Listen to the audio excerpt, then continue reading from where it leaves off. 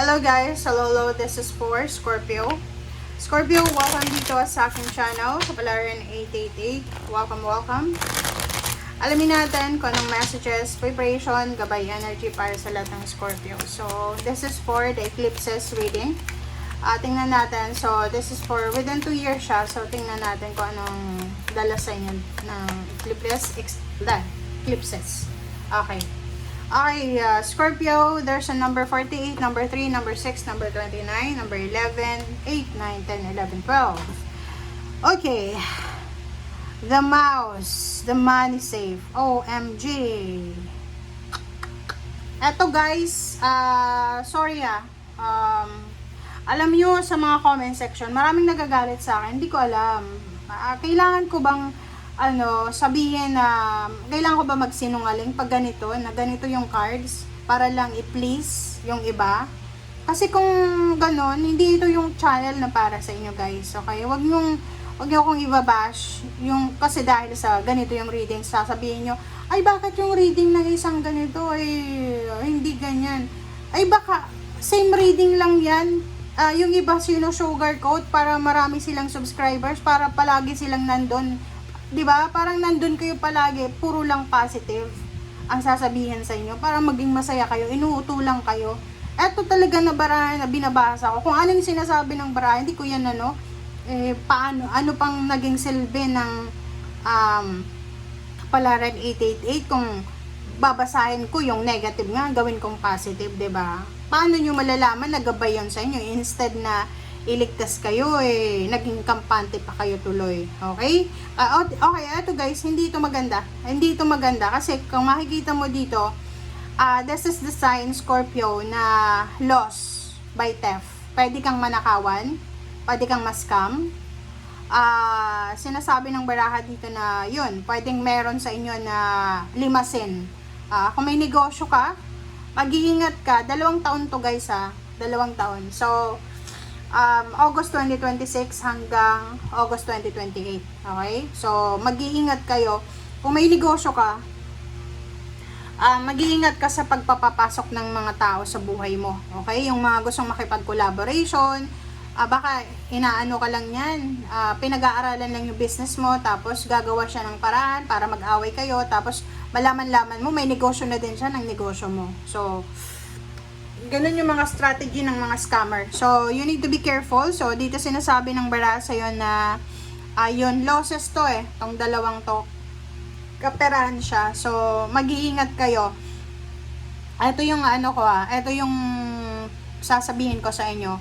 Since yung dalawang barahan na nauna, sinasabi na pwede kang mawala ng pera, ang gawin mo ngayon, kung may trabaho ka ngayon na gusto, wag kang magre-resign. Okay? For 2 years, huwag kayong mag-resign. Maging masipag, umiwas sa mga politika sa loob ng trabaho, sa mga kampihan na yan, ganyan, ganito.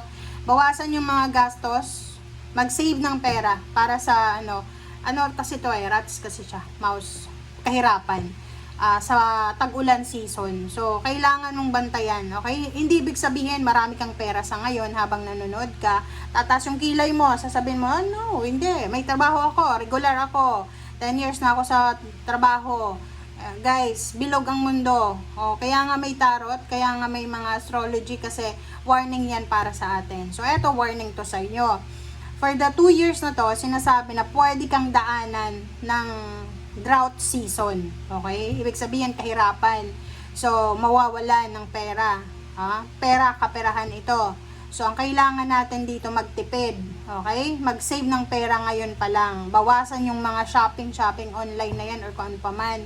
Mga walang kwentang mga pagbili ng mga damit or whatsoever para lang sa people pleasing. Iwasan nyo yan kasi hindi yan makakatulong sa inyo. Okay? Pagdating ng araw na, ikaw na yung nawalan. And at the same time, mag-iingat sa pagtitiwala. Yun nga sabi ko sa may negosyo. Ingat kayo kasi hindi lahat ng lumalapit sa inyo ay gustong maging kaibigan nyo. Ang iba ay kipagkaibigan kasi may hidden agenda. Tapos pag nalaman nila yung diskarte mo, yun, gagawa sila ng paraan para makaalis sa buhay mo, tapos malalaman mo may bago na silang negosyo na ginaya yung negosyo mo. Okay? So, makinig ka. Baka naman pagdating ng araw, magsisisi ka, wala na. Okay? And at the same time, huwag tayong magpadalos-dalos. Sa kaperahan to guys hindi pa applicable dito yung love life. Okay? Dahan-dahan lang tayo.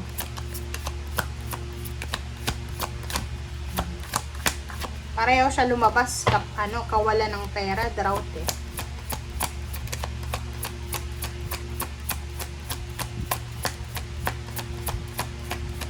Wala nang lumabas. Okay.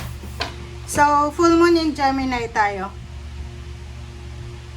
Embrace the flow of life. Oh, yun, di ba? Huwag mong kontrolin. Huwag mong subayin kung ano yung gustong iparating sa'yo ng universe. May mga tayo mayroon tayong konsensya, may free will, mayroon tayong mga signs and symbols na pwede mong i-base doon kung ano yung mga decision making mo. May isip tayo, may puso tayo. Okay? Oh, Empress. OMG. Okay, so nakikita ko sa'yo dito, babae ka na Scorpio. Posibleng mabubuntis ka within the 2 years. Okay, 2026 of August hanggang August ng 2028. So, may pregnancy. There's a pregnancy, there's a may mga pinaplano ka na simulan, like plano mong magpapayat, plano mong magpa-sexy, plano mong mag-travel, plano mong magtrabaho. Pwedeng hindi ka makakapagtrabaho kasi buntis ka or bagong panganak. So, may mga obstacles and challenges ka. Yun, may mga obstacles and challenges ka na may experience for the 2 years kasi nga, it's either may sakit ka, buntis ka, basta kailangan mo magpahinga. Strength. Oh. Sabi ng bara sa'yo dito, magpalakas ka muna. Hiatus. Okay, magpalakas ka muna guys. Kasi, posibleng yung 2 years na to, yun na nga, magbubuntes, manganganak. Yung pagbubuntes is 9 months yan. So, yun, magpapahinga ka pa. So, kailangan mo daw munang i-prioritize ang health mo. Okay? So, wag muna tayong mag-focus sa salapi ngayong 2 years na to.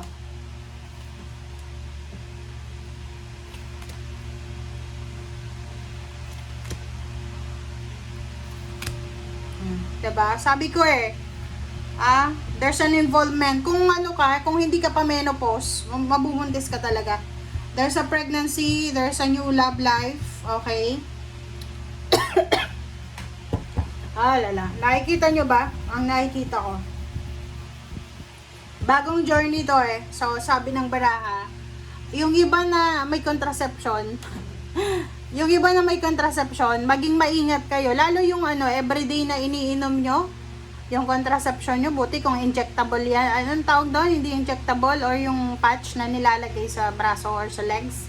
So, kung yung contraception nyo guys is everyday nyo yan na tinitake, maging maingat kayo, huwag kayong malalasing sa 2 years na to. Kasi isang magician to mabilisan siya na pagbabago ng buhay mo. Baka nag-pills ka or nag-contraception ka for almost 8 years or 5 years para hindi ka mabuntis, tas nalasing ka lang, tas bigla kang nabuntis. Boom! Diba? Yun. So, bagong love life, bagong baby, bagong direksyon, bagong plano, ganyan ang nakikita natin. Sa ilalim mo, tingnan ko. Sa ilalim natin is the World card, Yung mga plano yung pangingibang bansa, okay?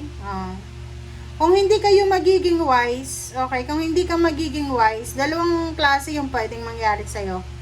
Yung plano mong pangingibang bansa ay posibleng hindi matuloy kung nasa Pilipinas ka pa lang, or kung nasa ibang bansa ka tapos nabuntis ka, pwede kang umuwi, okay? Uuwi ka syempre, okay? Lalo kung hindi ka naman resident dyan.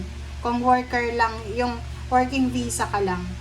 At wala ka namang asawa dyan. Okay? So, sinasabi ng bara sa'yo dito na yon, may mga plano ka, kumbaga nasa hiatus ka muna. Or parang nasa sabbatical ka. Ngayong taon nito, 2 taon siya ha, 26 hanggang 2028. August 2026, 2028. Ito yung time ng pagbubuntis.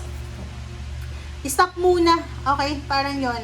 Permi muna sa bahay, okay? Bagong baby, bagong love life, bagong direksyon. Mga unexpected siya, okay? Alagaan mo muna yung sarili mo, yun yung sabi ng baraha. Thank you guys. Bye!